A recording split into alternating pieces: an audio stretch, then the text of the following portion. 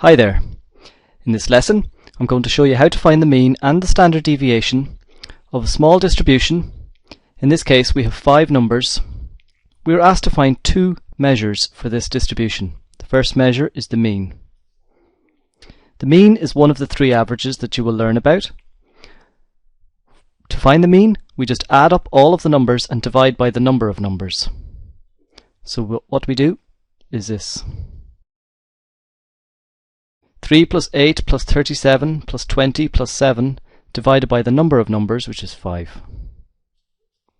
Now we add them all up, and 3 and 8 is 11, plus 37 is 48, plus 20, 68, plus 7, 75. And divide by 5, and that goes in 15 times. So our mean is 15. We label this x bar, or you will sometimes see it labelled as mu. So these two here are 2 different symbols that you will see for the mean, x bar or mu. Now the next piece of data is the standard deviation. Now the standard deviation uses the mean. We have the mean, which is 15, and in order to find the standard deviation we need to find how far each piece of data deviates from the mean. So we're finding a standard deviation. By deviate from the mean I mean this. Take for example this number 3. How far does it deviate from the mean? Well, the mean is 15 and 3 is 12 units away from the 15. So its deviation is 12. If we take another number, say for example 8, how far does it deviate from the mean? It deviates by 7. 15 take away 8 is 7. So all of these pieces of data will deviate by different amounts, and we want to get a standard deviation. Let's have a look at the formula for standard deviation. You'll find this on page 33 of your tables and formula book. Here we have the formula for standard deviation. It's on page 33 of your tables book. I'll circle it here in red, and you see it says from a list of n numbers. So n in this case is 5 because we have 5 numbers. Let's write this formula out again. The formula says that mu, the standard deviation, is equal to the square root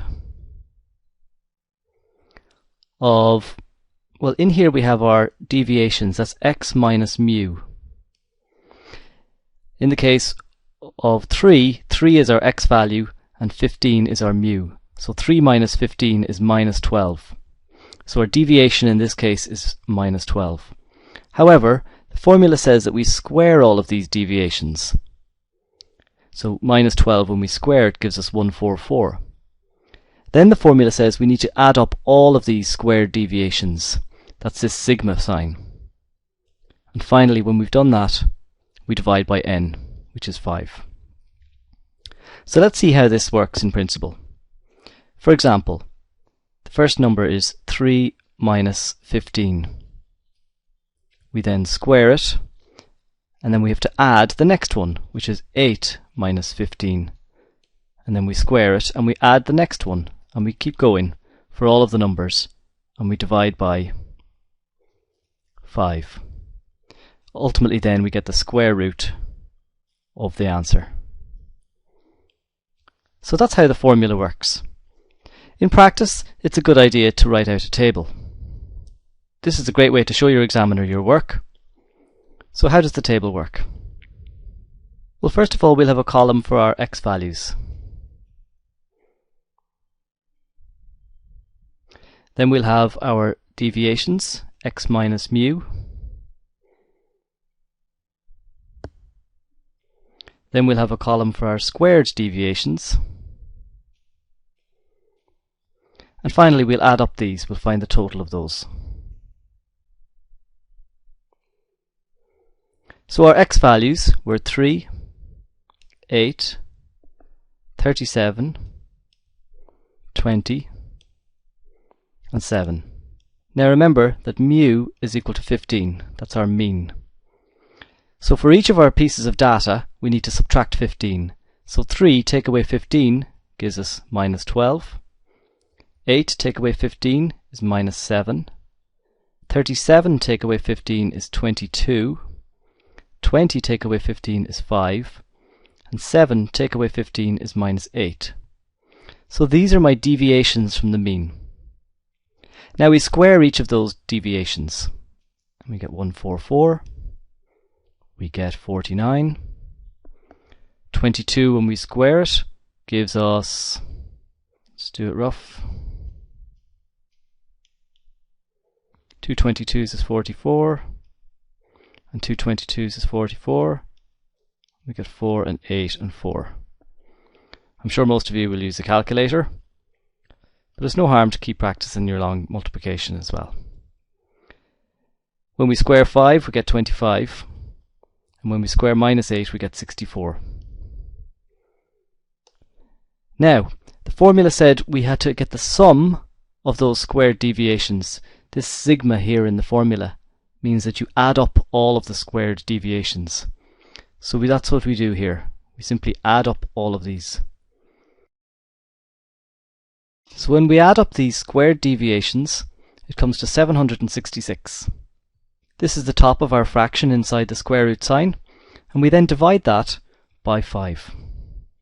So altogether, our sigma, standard deviation, is equal to the square root of 766 over 5, which is equal to the square root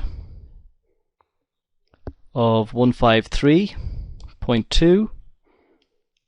So our sigma is equal to 12.377. This is our standard deviation. So we've taken our deviations, we've squared them, we've got the sum of those, and we've divided by the number of them.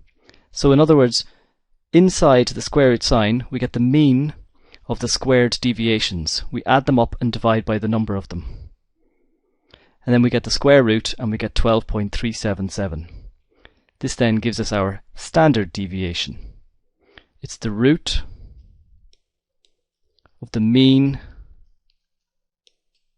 squared deviations. Now in the next video I'm going to show you how to do all of this using the calculator. It's a lot quicker, and if there is a large data set of more than 5 numbers, then it would be a lot easier to use the calculator. So thanks for watching this video. I hope you'll join us for the next one.